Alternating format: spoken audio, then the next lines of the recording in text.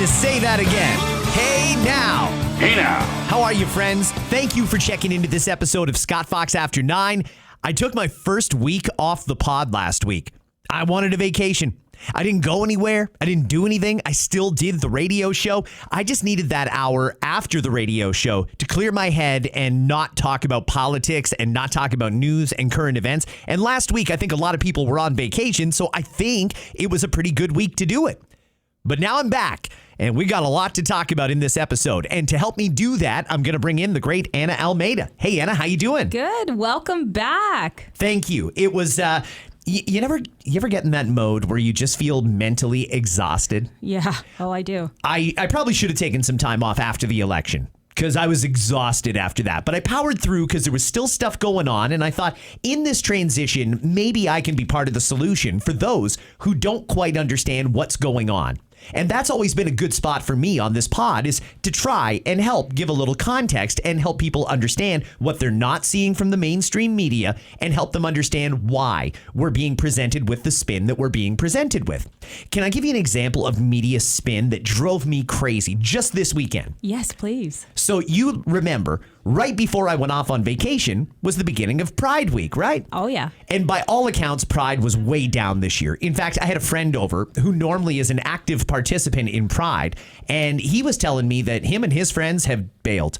They don't want anything to do with Pride anymore. And this is a gay man. Wow, I never would have thought that. And he said the same thing that I assumed. You know what? It's presented as this family-friendly thing, but I don't want to walk around with naked people just up and down the street with their pecker hanging out. I just don't want to do it. I don't want to be part of it. I don't want to be filmed as part of it. Ooh, so yeah. I just stay away. And I thought, you know what? That makes a lot of sense. It makes me wonder, what do the folks at Pride not get? And I don't mean, by the way, this isn't going to be an all crap on Pride thing. I'm giving you an example of what I found out this weekend. Yeah. You know, Pride, the numbers were down, sponsors are pulling out. At what point do you think they get back to their roots and try and make this a good family-friendly event that tries to draw attention to the fact that members of the 2S LGBTQ plus community Yes. Do face oppression and barriers in their life. And we should really just let everybody be everybody they want. You know, if they just did that and stopped allowing the open nudity, open drug use, and all the other things that happen at Pride, maybe they would draw back in more of a crowd. That's what a gay man told me on the weekend, is that it's too controversial for him to go to. Seems too sexualized, right? So if you're walking down the street, it's true. I don't want to see somebody's pecker hanging out, honestly, at the end of the day, or somebody's tits hanging out either. It's a lot for me. When I was actually in Toronto with family during the middle portion of Pride weekend, and they had a couple guys just standing there singing together, and they attracted a great crowd. That was the great messaging about Pride. But then we saw half-naked people walking down the street. My cousins were a little thrown off by that, thinking, oh, that's a little too much. I don't need to see all of that right now. Because then that's what we're talking about. We're not talking about the bigger message here. The reason that I mentioned Pride is because, you know, it just happened last weekend. Nothing from the media. It's all Pride is on. Oh, great family event. Everybody go, go, go, go, go, go. Support Pride, Pride, Pride. The media was all over this. Now the Calgary Stampede is on, and the Calgary Stampede is in Alberta. Yeah. And the media doesn't like Alberta very much because they're a conservative country, right? The CBC doesn't have a whole lot of time for them. Neither do most of the mainstream media. They don't care about Alberta. I saw so many stories this weekend about, could the Calgary Stampede be a super spreader event for the new razor blade COVID and for measles? And then I saw stories about how expensive it is to go to the Calgary Stampede, and oh, look at how much they charge to get in and how much it costs for a beer. Think, did you see one single story about Pride being a measles super spreader? Did you see one single story about how expensive it is to go to Pride? No, you did not, because it didn't happen. That's the sort of stuff they do because they really don't want you going to Alberta and developing those conservative roots out there that many folks do when they attend the Stampede. They want you going to Pride where everything is rainbows and sunshine and anything goes. That's just one of the ways that the media manipulates and gaslights people, the mainstream media. And I hope that people are aware of this. I mean, Anna, tell me people see that this is going on. Well, to be honest, I didn't even think about it until you said it, but I mean, damn. Seriously, if there had been a story on the CBC about, Pride could be dangerous this year because it could be a super spreader for measles. Yeah. They would never in a million years do that story. Never. Oh my gosh. They would never do a story discouraging people from going to Pride because of how expensive it is. Even though it's quite expensive, if you ask. Oh my gosh. I honestly, Scott, I really didn't even think about it. But because I've been seeing about this damn super spreader razor, which is what we already had when COVID was in full bloom. Like, this is nothing new. Wow. I'm just pointing it out because there's some people who watch the news and they think, well, I watch the news every night. I'm very informed. Yeah. There's a reason that so many people are turning to podcasts just like this one. There's a reason that so many people are listening to this. They're listening to Joe Rogan. They're listening to Ben Mulrooney. They're listening to any number of us that all do this sort of thing. Because we're helping point out the bias that you're getting from the mainstream media. They're not trying to tell you the truth. They're trying to spread an agenda. Why do you think that is? Why do you think those 2 hit pieces on the Calgary Stampede came out on opening weekend for the Stampede? And you know what? It's fair to say, yeah, maybe the Stampede is a super spreader. Why would you apply that standard, though, to the Stampede and not to Pride? Or to any other sort of festival gathering people together. For example, even Coldplay, how many thousands of people are going to be together in such close quarters? But it's a great thing for us. It's a great way for income. It's a great thing for Toronto. Do you know what I'm saying? So you can't say one and not say it for the other. That to me is just... It's just dishonest. Yeah, it's just gross. It's gross, honestly. And the Stampede, that's their thing. Let it be. It's supported because it's Canadian. It's a Canadian thing. I mean, I don't agree with everything that's being done at the Stampede, just like I don't agree with seeing peckers all over the place in downtown Toronto, but I still believe that everybody should have the right to be who they are, to love who they are. And if you want to go to the Stampede and take in, the festivities that you grew up with, then that should be what you're allowed to do. And I shouldn't be worried about super spreaders, this and that, and made to feel bad about it. That's my thing. Totally agree. Yeah. Let's talk about the digital services tax. While I was off, many people were messaging me. Oh my God, Scott, you've got to do an emergency episode. Carney just dropped the digital services tax. I wasn't entirely surprised that he did that because Mark Carney has no cards to play right now. He is negotiating with Donald Trump to try and get a better deal for Canada. And he says, we won't sign until we get the best deal for Canada. There wasn't going to be a deal if Carney kept that tax in because it's a direct tax on Trump's companies. American companies were the ones who were going to be paying this. The Airbnbs, the social media platforms, and so on and so forth. And I thought that was ridiculous from the start. I've always been opposed to that. I don't know why we would expect them to pay tax in Canada when they're American businesses. For example, Anna, if I operate a business here in Canada and an American buys my product or service, I don't pay income tax in America. I pay income tax here where my business is. Yes. Why on earth would the digital services be any different other than we saw it as an opportunity to shake down these multi-billion-dollar companies and take their profits, hard-earned, and give them to failing media here in Canada? It never made sense to use the money from something that is working to try and subsidize something that is not working. But it didn't work, right? Because he dropped it. Well, you can hate Donald Trump all you want, everyone, but thank the guy because of him, we've saved some taxes here. The digital services tax is gone. The carbon tax, the consumer-facing part is gone. I'll give that as a win to Pierre Poilievre and Donald Trump combined. Now the next big thing is going to be the carbon tax on industrial polluters. This kind of came up when I was off. In Europe, they've dropped it for 90% of their companies. This was supposed to be the thing that made Europe all in on green initiatives. They just dropped it. And I'm not exactly sure why, but something happened in the background. Maybe they just finally realized they're not going to be able to sell it with the public. That's possible. But Canada's still got ours. And, Mark Carney, when I was doing episodes, you can go back about a week or two if you want to hear them. Mark Carney talked about the future is in carbon and the future of trade is carbon. Mark Carney was fully expecting to put in carbon tariffs. In other words, if you want to trade with Canada, there's going to be a carbon tariff to make sure that everybody's on the same level playing field. Us, the country that's here being the victim of American tariffs, is threatening the rest of the world with tariffs. Does that make any sense on any level? It's honestly, it hurts my head. Yeah, it's enough to make you honest. just scream. Like, what are we doing here? It hurts me. Well, listen, I am happy to say that I'm optimistic that Carney is going to get rid of that one too. Okay. He's got two choices. He can double down on this green stuff and try and charge carbon tariffs, or he can just go the way that now even Europe has gone and drop it for 90% of the companies that are industrial emitters. I feel like he's going to go in that way anyway, since he has strong relationships with Europe. I see him following suit, and it just shows his support in that way. And that way he can get around, cutting it without being told, I told you so. Right now, I'm covering a few of the things that happened while I was off, but I am going to get to some current stuff in just a few minutes. And there's a couple of topics in particular that I want to talk about in this episode, and they have to do with kids. Oh, interesting. All right. We're going to talk about Diddy, and we're going to talk about Jeffrey Epstein in this episode.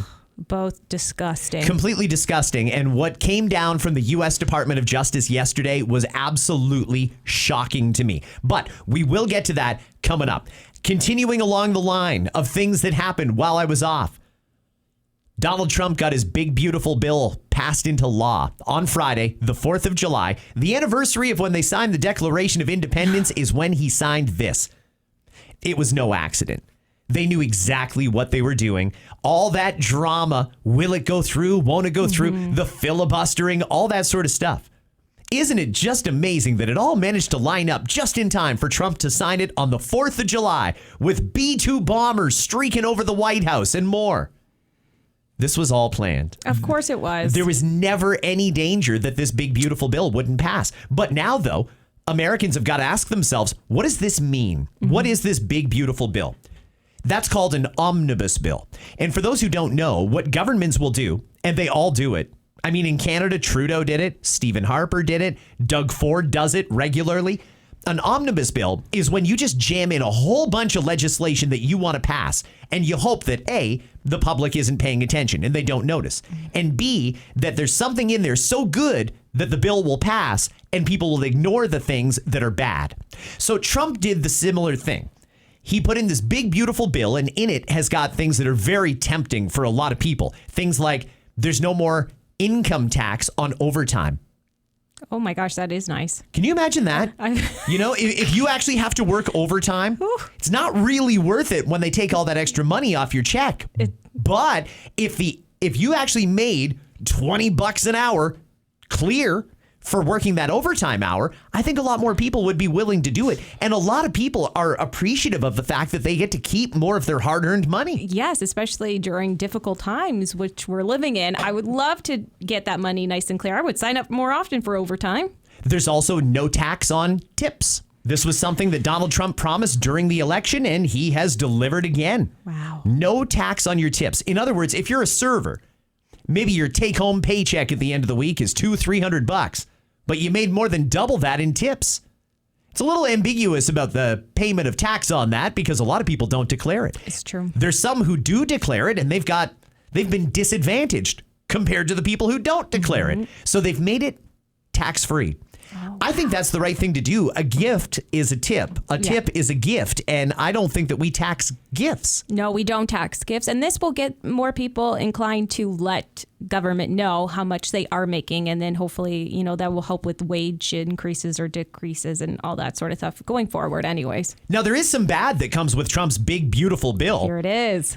Some people are saying, and I haven't read the whole thing, everyone. I'm not American. I don't really spend a whole lot of time wondering about the intricacies of Donald Trump's legislation, but I have heard from a number of people that this is going to mean some people get kicked off of their Medicaid. I know. That's the thing that I kept seeing trend all weekend long, posts from people. Happy 4th of July, unless you live in these states. and you're affected by this particular thing. You've probably seen it yourself, Anna. I've certainly seen it. Anytime something new comes in, and the government of the day wants to put it through, the opposition opposes it. Even if it's great and there's nothing wrong with it, they'll actually lie. Now, I'm not saying that in this case the Democrats are lying, but I would like to see where we are in 6 months. They say tens of thousands of people are going to lose their Medicare and Medicaid. Let's see, because so far I don't see any evidence of that. There's this theory that you have to keep spending money to make programs that the government offers more successful. I've got a theory that some of these programs could actually be much better with less money. If Medicare is an issue in America, maybe just throwing continuous money at it isn't going to fix the problem. Here in Ontario, or across Canada, actually, this is not a unique Ontario problem. We've got a big fight in that the opposition parties in Ontario, the Liberals or the opposition, and the NDP, they keep accusing the government of underfunding healthcare. If we funded it more, if we threw another $1 billion at healthcare, would that speed up the ERs? Would it mean you wouldn't have to wait 12 hours to get in to see a doctor? Would it mean that everybody's got a family doctor? Would it mean that you could get an MRI the next day? Wow. No, it's not going to mean any of that. It doesn't. And, I have to agree with you. It won't make a difference. They'll just have more money. But the problems will still be the same, which it makes me so sad that we live like that. Yeah. I mean, in America, if there are cuts to the overall budget for Medicare and Medicaid, all right, I don't want to see anybody not get the medical treatment that they need, but they've got to make sure that the right people who are entitled to it are actually getting it and that the taxpayers are getting good value for their money. Again, think whatever you want about Donald Trump. This isn't going to be a praise piece here, but I actually don't mind with changing up the philosophy. Maybe we can get better results from spending less. If we ask people to be more efficient with money, or companies or contractors that are going to be taking on these government contracts, I don't see what's so bad about that, to be honest with you. If we went to all of these companies that build roads, they take years to get some of these projects done. And by the time they're done, it's time to redo it, rip it up and start over again. It's insanity. Yeah. If we went to them and said, hey, listen, you're going to get the contract, but the road's got to last 10 years and it's an all-in price. Whew. Do you think they'd say no to the contract, or do you think that they would just strive to make it work? I think they would strive to make it work because they'd rather have some money than none. And if you threaten them with, we're going to turn the tap off, I think that's the motivation that people expect. Let's hope that is a motivation in which, they will see some good outcomes, because I don't want to see, like, to your point, I don't want to see anybody who needs this care to go without. But if there is a better way of getting care to them, things are more efficient. I'm open-minded as long as everybody is taken care of in the way that they need to be taken care of. I just don't want people to go without. That is my big concern. And I have, like you, I have not read into it any more than the average person, so I can't give the clarity that maybe somebody listening would want, this and this and that. I'm just giving you what I've seen. So I just, don't want somebody to go without. Yeah, I don't want to see anybody that to happen to anybody either. Yeah. And by and large, I don't think it's going to. Okay. We get told these scare stories by the opposition because they really, really, really want to try and get the public to oppose the government from any change at all. Don't change it. Keep spending those millions and billions of dollars on this and that because there's people that are making money off of it. Mm-hmm. And it does scare me when you hear somebody's taking something away and you're like, why? Instantly you get on the defense mode. Sure, and you believe it. Yeah. I don't know. I'm not just going to blindly believe opposition parties anymore. I want to see receipts on this. They say all these people are going to lose their health care. Well, why would they lose it? If they're entitled to be on it, why would they lose it? Because I think a lot of these people aren't entitled to it or shouldn't be on it is part of the problem.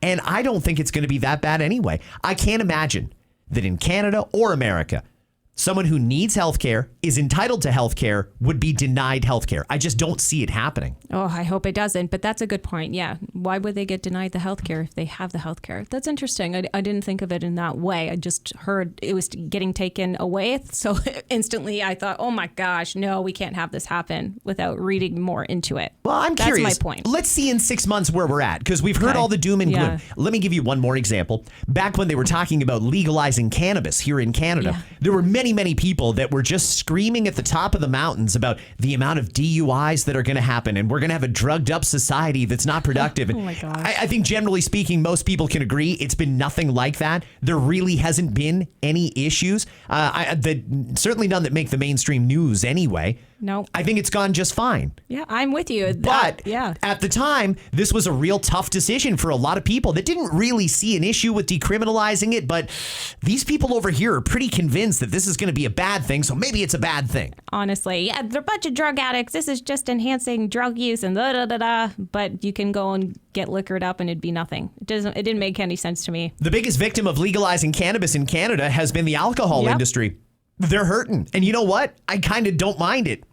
You know, the alcohol industry used to have a real monopoly, right? And if you wanted to have a good time or take the edge off, You went and poured a drink. Yeah. Now people have got a choice. They can drop an edible. They can drink a cannabis-infused tea or seltzer. They can smoke a pre-roll. They can grab a bong. There's any number of different ways to do it, and it's very affordable, especially when you compare it to the cost of a bottle of alcohol. So while alcohol sales struggle, I'm okay seeing the cannabis use go up. I don't mind it at all. I hope people are respectful of each other and not smoking it openly in public or around kids or anything like that. But as you're an adult, you should be able to use that. And thank God we didn't listen to all those naysayers back in the day, because it was nothing like they forecast it would be. You're so right. And at the end of the day as well, there's no hangovers for the most part, which is nice. And your temperament is pretty much the same. I mean, I use it for a good laugh, or if my anxiety is too overwhelming that I need a little bit of something to bring me back down. So to me, I only thought the best. And yeah, liquor, the younger generation, we're seeing this even more. They're not drinking. They're not pouring a glass. They don't. And I'm okay with it. Yeah. I was watching those liquor companies cheering on the government. Yeah, you ban that U.S. liquor from our stores. Ban it. Yeah. Oh, yeah? Uh-huh. Well, it didn't do much for helping out the domestic sales. It just turned more people off of alcohol. It's true. I haven't gone to the LCBO once because I know that they don't have the California wine that I like. So I've got no reason to go there. Oh, my gosh. I can't remember the last time I went either. That just got me right now. You got a multi-billion-dollar industry and you piss it away because of politics and because of government overreach. Hey, I don't know if anybody at Queen's Park is listening. Put the damn alcohol back in the store and let adults make adult decisions for themselves. Hey, if you think that cutting off the supply of Jack Daniels to Canada is going to put Jack Daniels out of business, that's what they said, right? A few months ago. We're going to pull all the American liquor. You know who's going to hurt is Jack Daniels. They're going to hurt. They don't seem to be hurting. No. We've just pissed off a lot of people in Ontario and made this business of the taxpayers here, the LCBO, a crown corporation, even more irrelevant. It's true. If you want to shop us right out of business, keep going, because I have no interest in going there. Oh, and by the way, didn't they say by Canada Day they would have all of the interprovincial trade barriers taken down? And then they revised it to all of the federal interprovincial trade barriers. So apparently that got done. But it's very misleading for the people, because I still cannot, sitting here in Ontario, order a bottle of Okanagan wine. Yeah. I can't. Why? It's all the same country. Weren't we getting rid of these trade barriers because we have an emergency with America? What's going on? Why isn't this done? Oh my gosh. And see, you're saying these are all the questions, but if they were in Parliament, they'd be like, it's on the website. They'd be gaslighting us, telling us, oh, we've done all the hard work. We've done all this and that. And no, you haven't.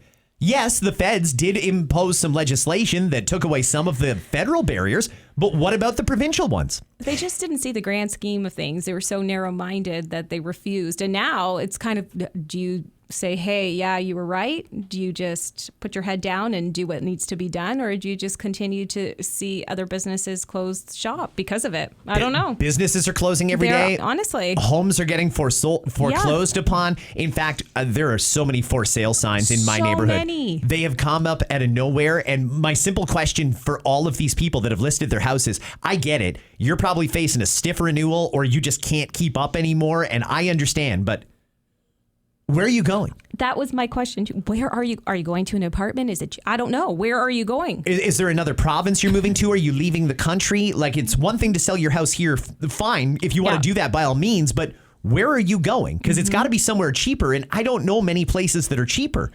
And it's not, because during COVID, a lot of people from the GTA moved to southwestern Ontario. And then those from this area, they moved out east, which I saw. And now there's nowhere else to go unless you're going overseas. But then you got to jump through red tape and everything. They're not just welcoming us like people expect them to welcome us. Funny how that works, eh? You can come here with just about nothing in your pocket and even a criminal record. We will give you money. We will pay for all of your expenses for I don't even know how long, a tangible amount of time. And if you have a serious criminal record, we will look the other way on it. That was another story that came out last week when we were off. The amount of the amount of immigrants that have come to Canada And you're not supposed to come if you've got a criminal record. If you're a convict in another country, we don't want you here. No. We let in over 17,000 of them with criminal records. That blows my mind. It actually doesn't at this point. To be honest, a lot of things don't surprise me, which is so sad. And with criminal activity and so much on the rise, it kills me, honestly. I'm scared. I'm actually scared to go out and walk the dog at night now. A lot of people are. I am. You know, I read a story today.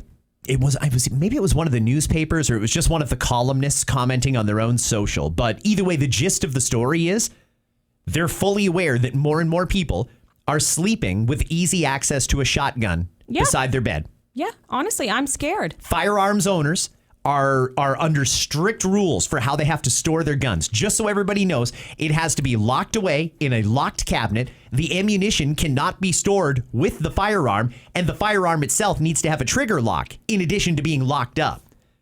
Well, you can't really have that right beside your bed and have it easy access. So these are lawful gun-owning individuals who are now going to fudge the rules just a little bit for their own safety. They feel like they need to have a loaded shotgun beside the bed in case somebody kicks the door down in the middle of the night. But it's happening so much. Swarmings, house invasions, I can't even say every other day. It seems to be every single day there's something going on. And what do they think is happening and why are these crimes on the rise? There's a lot of things adding to this. And it doesn't help that you've allowed 17,000 criminals into Canada. Well, that's part of it. You know, it is part of it. We allowed a lot of criminals to come here. We have basically a lawless society. Yes. You can commit a crime and be back out the same day to commit the same crime over again. There was a story last week about a drug dealer that did that, caught twice in the same day. Come on, to be let out again, that's the part. Make their bail so high that they can't get out. That's just it. Let them sit there. I'm fine. If I'm going to pay taxes, I'm fine to keep them in jail away from me where I know that I can be safe and my family's safe. It is scary. It's also poverty, though. And people are broke and they're desperate and they're not getting the kind of support that they want from their government. Our government is basically completely derelict in their duties. They've taken the summer off despite the fact that we're in an emergency. And now we're learning today that there's a reason for that. Blacklocks is a fantastic publication. They are independent media that accepts no government subsidies. Blacklocks report. You have to pay for it, but I think this is money worth spending. They've got some great reporters there, including Holly Doan, who I've got a lot of respect for. She's a great reporter. She put out a story just today. They, through an access to information request, have realized now the government, through the Privy Council's office, was doing focus groups to test out the elbows up messaging before Trump even announced the tariffs. Oh, wow. Do you know what that means? Like when you think, what is the consequence of that? Why would they do that? Whether Trump came in with tariffs or not, we were going to start drama with the Americans because the liberals knew that they needed that. It wasn't just the liberals. It was also the Ontario Conservatives. We made this thing with Donald Trump way bigger than it needed to be because it was politically opportunistic. If they were testing out the elbows up philosophy to distinguish Canada from America before Trump even came in with the tariffs, that means they were ready for a fight with America, whether there was one or not. Well, and that's, And do people hear that and think, oh my God, those sons of bitches, they lied to us. They gaslit us and they lied to us. Listen, I feel so duped as well, and because I thought at the time, honestly, and I'll be truthful, I thought at the time, hey, the conservatives, Polyev, that's a mini Trump. That was my thinking at the time as well. Mini Trump, like we don't need that here in Canada. We just want to move forward. It's just going to set us back. And then, hey, if this guy, he's not Trudeau, but he has experience with the banks, he can get us out of debt. And I'm eating my words, people. I can say it. I'm eating it right now. Okay? You know what, though? Full respect for that. I have full respect for that because there is a lot of people, millions, that felt the exact same way as you. It's not fun, especially watching this whole thing unfold, and people are like, oh, but he was in Europe because we're not trading with the U.S. We need better relationships with the Europeans when it's like, yeah, I appreciate it. I'm European too. I think it's good to have those relationships, but our border is with the United States. That's how close we are. You can put one foot on each side of the countries. That's who we need to focus on. That's our priority. Make this shit happen. People are freaking out. Some are starving even. Some don't even know when their next meal is going to come. So yeah, I'm one of those people. I'm one of those people. I can fully admit I'm eating my words, Scott. There you go. Good, though. I do have a lot of respect for that because we all did what we thought was best for us and our families. That's what I encouraged everyone to do. Vote with your heart. Vote for what you think is best for you and your family. Well, it's hard to do that when they lie to us and they don't give us all the information. To find out now, and it's, by the way, this is a fact. This isn't something it's not a rumor or a conspiracy theory. Before the tariffs even got talked about, the Liberals were testing out elbows up as messaging to pit Canadians against Americans. And that just tells me the last 6 months have been a lie. All these elections we've had to stand up to Donald Trump, it was a lie.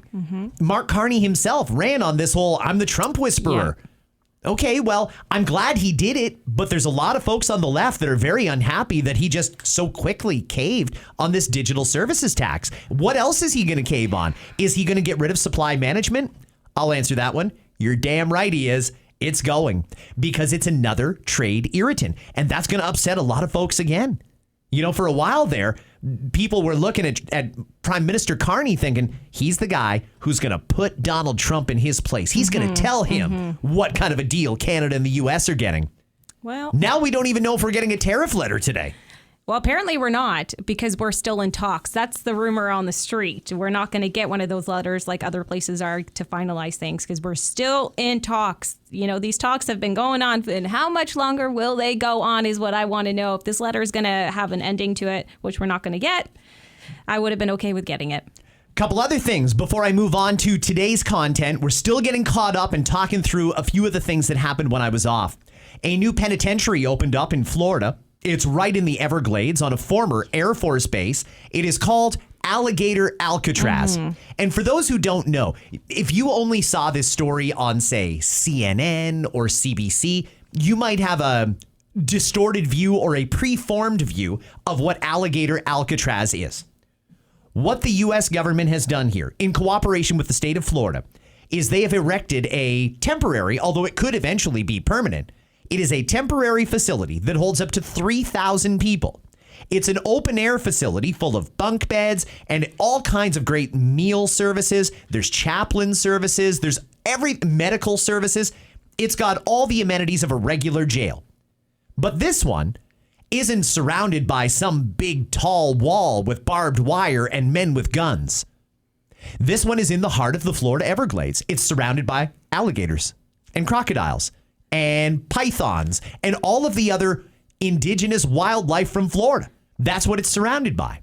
So now, if someone wants to escape, and they don't want people to escape, people get sent here while they're waiting to be deported to the country that they came from. In other words, if you get caught up in an ICE roundup, they may send you to Alligator Alcatraz, where you'll wait until they have maybe a full plane of people going to El Salvador or a full plane of people going to Brazil. You get the idea. This is just a temporary place that they put people. Now, some folks have tried to make this sound disgusting and inhumane.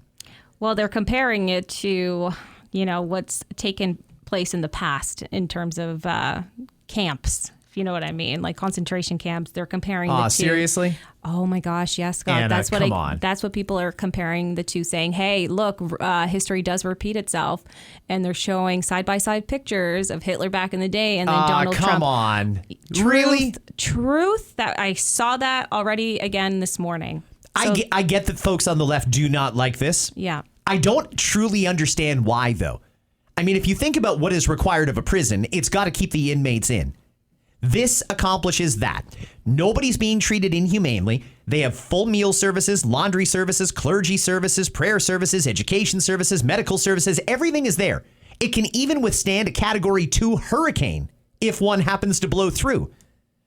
This is a facility that's a temporary place where everyone goes until they get deported. I know that people don't like the deportations, but I'm not sure what that has to do with Alcatraz or Alligator Alcatraz.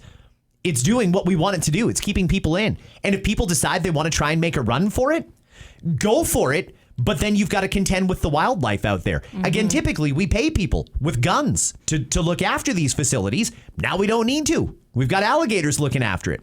I'll tell you something. It occurred to me that this was a radio bit. If I had come on the radio and said, guys, you're not going to believe this. Over in Cambodia, they've created a prison where there's no guards. It's just surrounded by alligators. People would be like, oh my God, that's crazy. This would be a water cooler conversation, a lighthearted thing.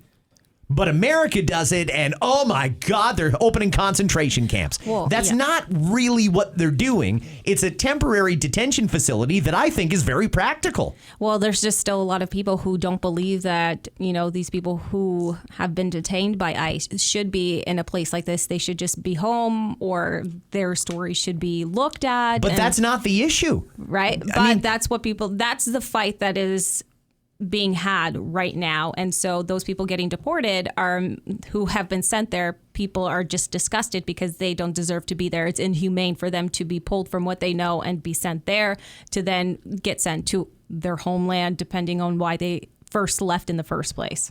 Again, let's keep in mind, right? People being deported are in America illegally.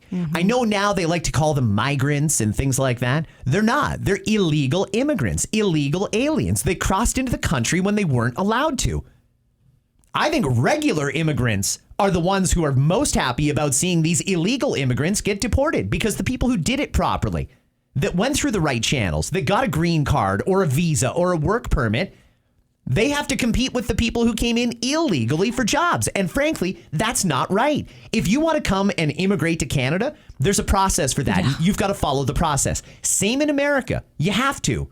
The open border thing is not happening anymore. And if you slipped in under the Joe Biden open border, you should know that you're probably going to get deported. That's just the way it is. When they find you, you're going to go. They're encouraging you to self-deport. If you snuck in from Mexico, you should cross back into Mexico again and then try and come back through the U.S. and say, hey, listen, I lived here for years. I've got a business. I've got a home. I've got kids here. And try and get yourself adjudicated very quickly.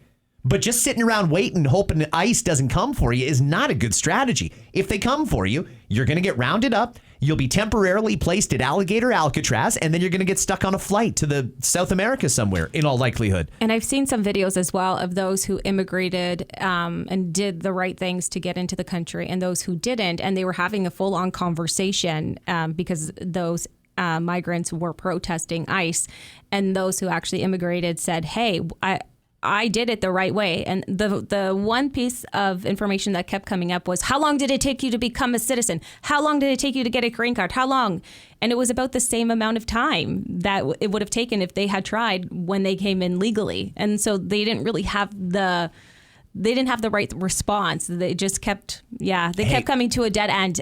All of it it's just shitty in all counts. But I mean, I don't find it shitty. I don't think that you sneak into countries. If I were in America right now illegally, I would always be looking over my shoulder to wonder if ICE is coming. You shouldn't be there. I feel for the kids, though. Those kids didn't know, and now their parents are going to be removed, and they were born in the U.S., and most are going to go with their parents anyways. But, that kid will always have a right to come back because they are an American citizen. Yeah. And so, but shame on the parents that put their kids in this situation. Shame on them. I am very thankful we immigrated from Portugal to Canada. My parents did all the right things to get us what we needed, and otherwise they wouldn't have come here because they wouldn't have risked it. But again, we weren't coming from a war-torn country that the only escape, either go to the U.S., let's say, this is just a devil's advocate, go to the USA for the better dream, or stay there where you could potentially get killed.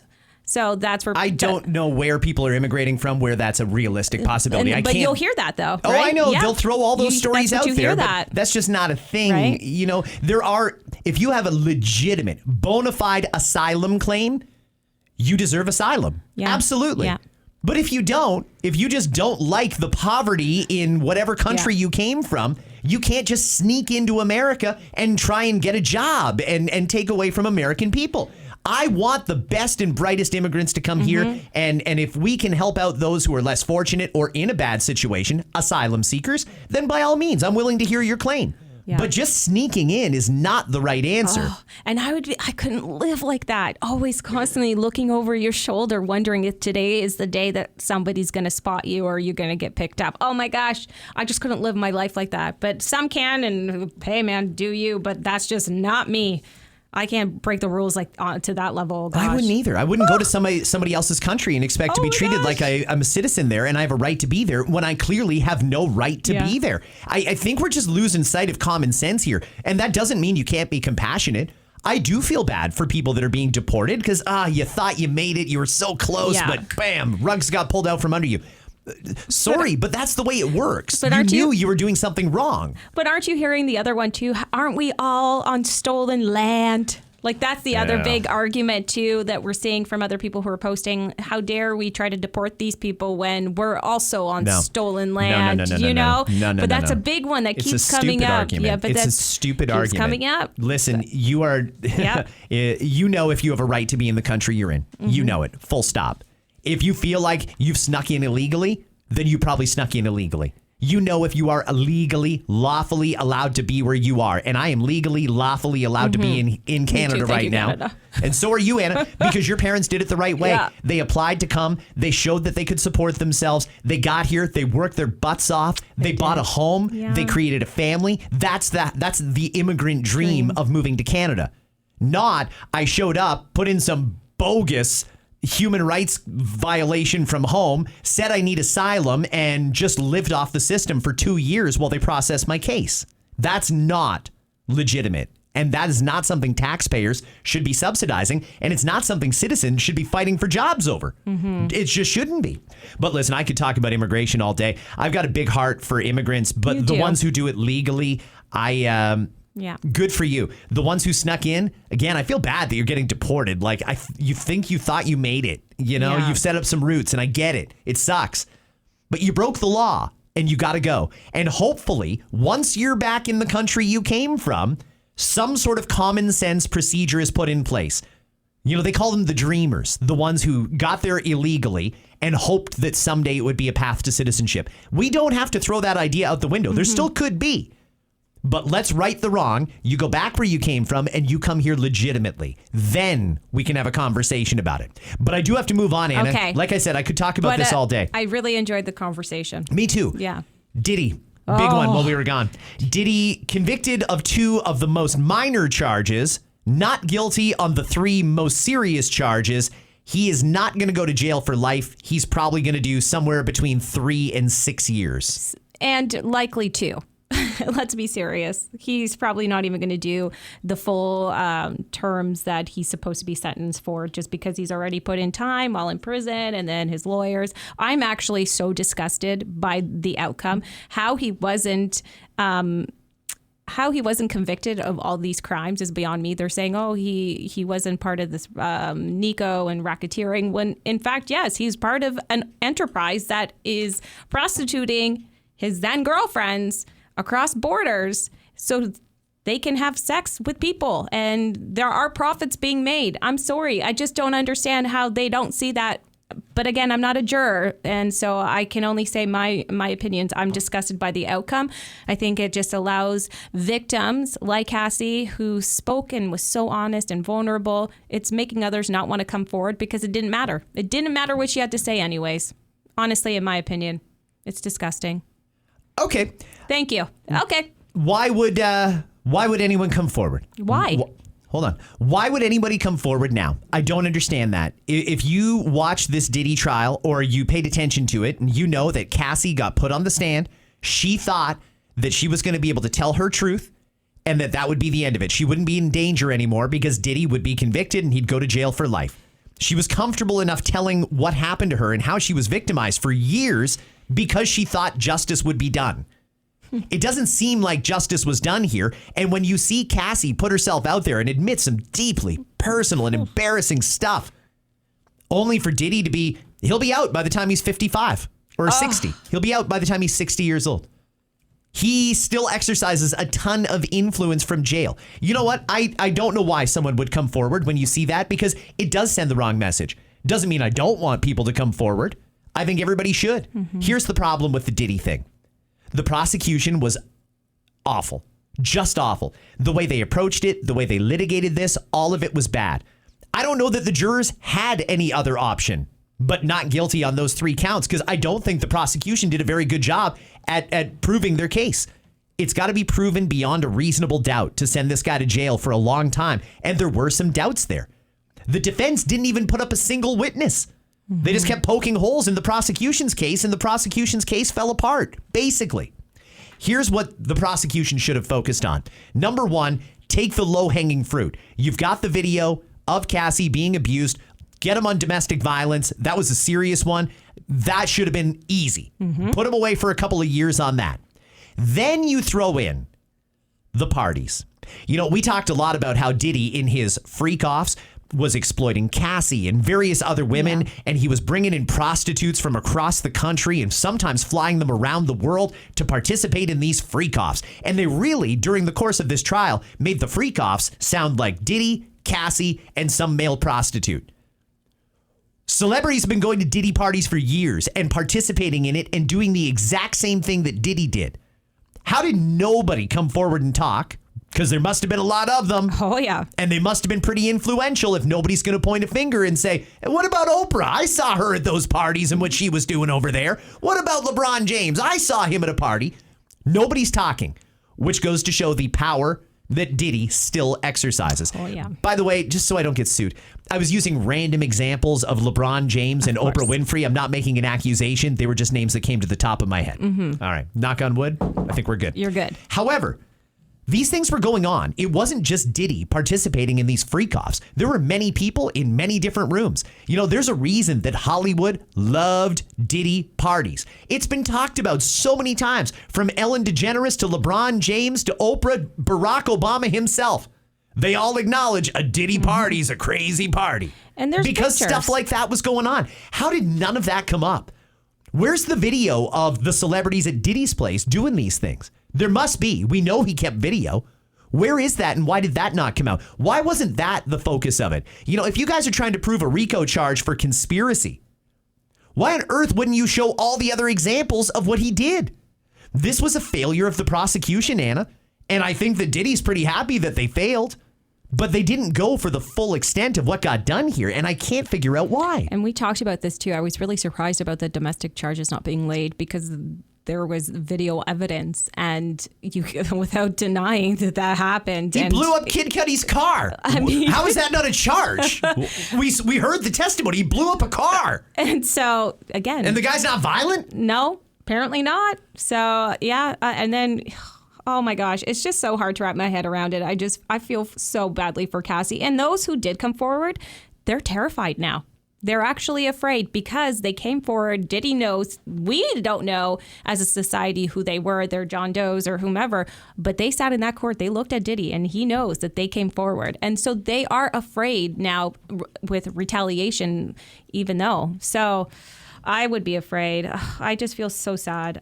I learned too much about Cassie that nobody should ever know, you know, because she was trying to speak her truth, get a victim story out there, and to feel in a way she got laughed at. I mean, they did release a statement afterwards saying at least there was some justice. He wasn't denied bail. He's still in jail, and he will serve some time, but just not in the length or for the things that they were hoping for. So there you go. I wonder if they can reopen it. You know, there's still a lot of stuff that never got dealt with here. In the U.S., they have a double jeopardy law. You can't be tried twice for the same crime.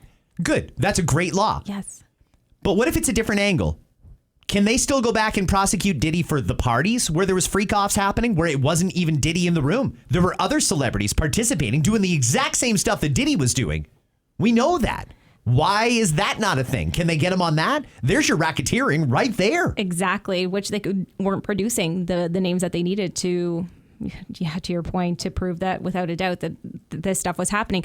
Do you know how many people are probably have been scared throughout this whole thing, this whole trial? And he didn't throw anybody under the bus, which he could have. He could have said to his defense, "Hey, bring this person." He didn't do that. And yeah. But why wouldn't the prosecution call LeBron James, call Oprah Winfrey, call any of the Barack Obama? Why did none of these people get called to testify? None. If you're the prosecution and you actually want Diddy behind bars, why are you not doing that? That's your case. And that's the moneymaker right there. That's the question. Why? I thought J-Lo would have been subpoenaed. Honestly, she knows more than anybody, I would assume, especially back in the day. She was with him for over 2 years. There have been pictures released of these famous white parties. They could easily say, I was only at this part. I don't know what's happening behind closed doors, which is total BS. Everybody knows everything, especially if you're in Hollywood. But yeah, you see the Ashton Kutchers, the Leonardo DiCaprios, the Kardashians, all of them, somebody. But nobody wanted to get their feet wet in any of that. That is Diddy. Well, there are still people out there that are willing to tell the story of what happened with Diddy. I'm going to recommend to everybody. I'm not going to play it because I don't have permission to, and I don't have time to get it. Chris Cuomo did a great interview on his podcast with Suge Knight from jail. Yes. Suge Knight has nothing to lose. He used to roll with Diddy. They were friends. Then they weren't friends. Yeah. And I don't know where they're at now, but he told some stuff about what went on with those Diddy parties. He also said Diddy is a CIA asset. What does that mean exactly? What does that mean? And if you were a CIA asset, I assume you were trying to collect dirt on people who went to these parties. Where's the dirt? Where's the video? Where's all of it? Gosh, let's say this is true. That makes complete sense why he wasn't convicted. Oh, let me play something else here because now we're running out of time. I was hoping to do some of Pierre Poilievre and Danielle Smith yesterday at the Calgary Stampede. Doesn't look like I'm going to have time in this episode because we do need to get caught up on a number of different issues. And I did want to put out a full length episode today. So I think I'm going to spend the bulk of it talking about these issues. We talked about Diddy. Now let's talk about the other big one, Jeffrey Epstein. Last week or the week before, I played a clip from Kash Patel, director of the FBI, and he said, whatever people are thinking is going to come out of the Jeffrey Epstein thing, like he did kill himself. He killed himself in jail. And there's no client list. Well, and I thought, what the hell? No, that's wrong. Maybe Kash Patel is compromised by the deep state because I remember Pam Bondi, the Attorney General, the Department of Justice, said this. Let me play this for you from just a few months ago. I saw your appearance at CPAC with Ben and with Ted Cruz. And one of the things that you alluded to, and this is something Donald Trump has talked about, the DOJ may be releasing the list of Jeffrey Epstein's clients. Will that really happen? It's sitting on my desk right now to review. That's been a directive by President Trump. I'm reviewing that. I'm reviewing JFK files, MLK files. That's all in the process of being reviewed because that was done at the directive of the president from all of these agencies. So have you seen anything that you said, oh my gosh? Not yet. Okay. Well, we'll check back. That was with John Roberts on Fox News. She said there was files. Mm-hmm. She said she's seen the files. She said there were tens of thousands of files and videos. Now they're coming out and saying there's nothing. They released a 10-hour video surveillance on Jeffrey Epstein's cell so that you can see nobody goes in, nobody comes out. He had to have killed himself. I don't necessarily believe that. I don't think it makes sense that he killed himself. Now, if it truly turns out that that is the case, okay, I get it because he's facing life in prison, but I don't think that that's the real story. Mm-hmm. And I don't believe that 10-hour video. Oh, gosh, no. Do you know how easy it would be to doctor that? Do you know how easy that would be? So I don't believe them when they say that. When they say they don't know his client list, I mean, most of the public has got some pretty good theories. We all know something went on here, and it involved young children. I don't care about the adults. That's part of the reason I don't care that much about the Diddy case because those were adults. And if someone was forced to do something against their will, that's a different story. But it does seem like many people that went to these parties and participated in the freak-offs did it willingly. Again, they're adults. They can fend for themselves, but the kids can't. Yeah. And there's every reason to believe that Jeffrey Epstein was involved with children being supplied to very wealthy and influential adults, whether it be on his island or at some of the parties that he's thrown around the world. Who are the clients? Ghislaine Maxwell is still in jail. Oh, yeah. She was convicted of trafficking. Did she traffic nobody? Who did she traffic? How can she be in jail for trafficking if apparently there's 0 victims? How is that even possible? Somebody's playing games here, Anna, and frankly, I can't figure out why. A lot of stuff has been floated out to us over the last couple of months, mainly by the White House, and I can't figure out the strategy. Do you remember a few weeks ago when Donald Trump and Elon Musk stood there and joked about how we should just take a live eye and go into Fort Knox and see America's gold? That was, they never mentioned it after that. I want to know, where is America's gold? Is it still at Fort Knox or did somebody take it? And is what's going on right now them putting the gold back so that they don't get caught when Trump and Musk go in and do this big reveal? Is that what's going on? Because that was a real weird and random thing to double down on for 2 days and then just drop it all together. We were told by the Attorney General there were tens of thousands of Epstein files. In fact, there was another story where they had found even more that initially was not supplied to the FBI. They found it, and now there's nothing. Is something being covered up, or is this just one step in a great reveal? In other words, they don't want to bombard people with all this incredible information that the celebrities that we know and love and the politicians that we voted for and trusted all those years were involved in some of the most sinister stuff on earth. They just don't think we can handle it, so they're easing us into it. Is that possible? Or was Pam Bondi lying or embellishing when she said we had all these files? Or is the FBI covering? They just want this to go away. Donald Trump promised transparency on all of these things, and frankly, we're not getting any transparency here. There were kids trafficked. There are kids that have gone missing. Where are they? What happened to them? Who did it? Who paid for the right to do that to kids? That's what I want to know. And when are they going to jail? Because right now, the official Jeffrey Epstein pedophile arrest counter sits at 0. That's such... He's dead. Ghislaine's in jail. And the people who did this are still running around, roaming free, living very wealthy, lavish lifestyles. And they're just laughing, thinking, we're fine. It's not going to get out. They're just teasing it just to shut people up just for a little longer. I do believe that it's getting covered up. And I do feel like little things will be, spat out to us just to, wet our mouth just a little bit to shut us up for a little bit, and then little by little bit. But I don't think the big things that we are all looking for, I don't think it'll ever get released at this point, to be honest. I would love for somebody to do it, love somebody to go in and what do you say, break into a system and release it. Who knows? That would be ideal, but I just don't see that happening, honestly. But it's true. If she's in prison for trafficking and there's 0, how does that even make sense? Who did she traffic? What the hell? Oh my gosh, it's mind-blowing. And I've seen some of the documentaries about her, and they're making her seem like she was the spearhead out of the two. It was her, not him. He's guilty, but she was actually worse because she's bringing in the women in. It's just mind-boggling, all of it. It's disgusting. Let me ask you this, and this is kind of dipping our toe a little bit in the conspiracy theory realm. And I'm not going to go there, but I'm going to ask a legitimate question based on this development in the Jeffrey Epstein case. Donald Trump partially got elected on a promise of transparency. He said he was going to release the JFK, MLK, and RFK files. He said he would release the details of 9/11 and all these other things that the people just don't believe the story we've been told. The fact that Epstein, there's no client list and he killed himself in jail, end of story. People don't buy that. They don't buy it because they know they're being lied to. Yep. We've connected enough dots anecdotally over the years that we know something happened here. Mm-hmm. But we also know the people who did this are likely some of the world's ultra wealthiest people and influential people. Are those people wealthy and influential enough that they could even get to the Donald Trump FBI and the Donald Trump DOJ and say, you're not going to put this out or this is going to happen? Could they have gotten to Trump himself and said, yeah, you said you were going to release it? Hell, you are. No, you're not.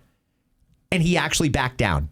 Or is this just one more step towards eventually releasing everything that the people want to know, but the government knows we're just not ready for it to hear it all yet? Oh, I love a good conspiracies. And I feel like you're right. I don't even feel like Trump really runs the show. I just think he's the loud voice that isn't afraid to just say what he thinks. And there's people behind him who are actually making him think that he's saying all the things that we're hearing. You're suggesting that there's a deep state controlling Donald Trump.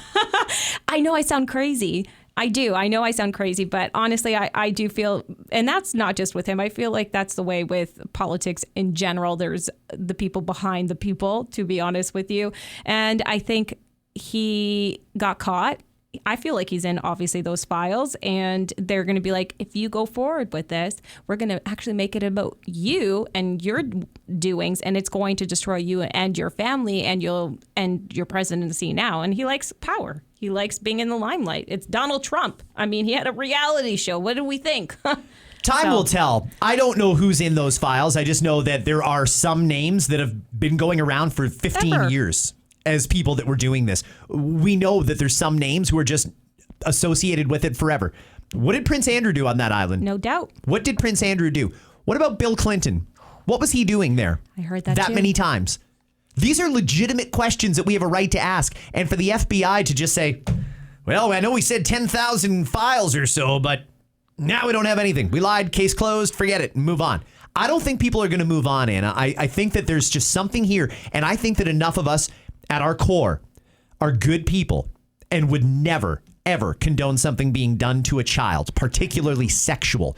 And I will not accept that answer from the Department of Justice and from the FBI. I don't accept it. I know something went on there. I believe something went on there. And there's no way that Ghislaine Maxwell is rotting in prison for trafficking with 0 victims. She trafficked somebody. Yeah. Where are these people? Where are the victims?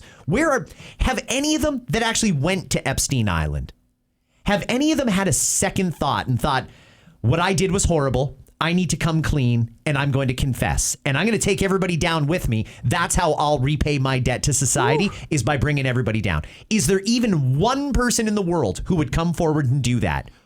At this rate, I don't think so. Nobody wants to be caught up in that whole mess. And even though they are, and I mean, to the victims who've come forward already, kudos. I mean, I could never have imagined what they've been through, the horror that they lived through. I mean, one just even passed away recently, not to say from post-traumatic stress, but it's just there's so many different things that have come from these stories over the years. And more than ever now, we're talking about human trafficking, where back in the 90s, that wasn't even really a big thought. I don't remember people talking about that at all. So it was easier to get away with things. But I'm with you. I don't think this is an answer I'm okay with. I want to know what happened. Tell me what's gone on and what can be done. You know, what can be done so we don't see this happening again, which will continue to happen. Sadly, it's disgusting. I just want justice for the victims. That's all I want. I want people who committed crimes to be tried for their crimes. And you know what? If it's an uncomfortable truth for America that they have former presidents that did things to children, that's an unfortunate thing, but we still need to know. Yep. You know, you can't erase your history like that. We need to know. The public has a right to know because all this happened, well, they were on the taxpayer dime. Yeah. Listen, we didn't even get a chance to get into the new stuff, and I'm okay with that. This was a good chat about some of the things that happened while it was off. I'll tell you what, tomorrow we get back into the routine. Tomorrow I am going to play some of that Pierre Poilievre audio for you from the Calgary Stampede. I also am probably going to have audio tomorrow from Ontario Premier Doug Ford and Alberta Premier Danielle Smith, who together are going to sign a memorandum of understanding today regarding interprovincial trade barriers and possibly a new nation building project. Oh, good. It seems like nothing is getting done at the federal level. They won't even tell us. Carney's team won't even tell us which national interest projects they're considering. We won't know until the decision is made. well, I hope somebody makes a decision for something. Gosh darn it. No, but we should. This should be a national conversation. The problem is let us know. They don't want our input. They don't want to hear that 80% of Canadians expect a pipeline to be built. Mm-hmm. Now, in all fairness, they're probably going to build at least one. But what about the other projects? The public should have some input on this, and they're going to keep it a secret until it's approved. How is that democratic when the House isn't even sitting? We sat for 2 weeks in almost a year. It's craziness. We'll get into that and a whole bunch more tomorrow. Friends, thank you for downloading. We're just getting back into the routine. Another brand new episode of Scott Fox After 9 is coming your way tomorrow. In the meantime, I'll leave you with the sounds of Pat James and The Whole Truth. Hey now.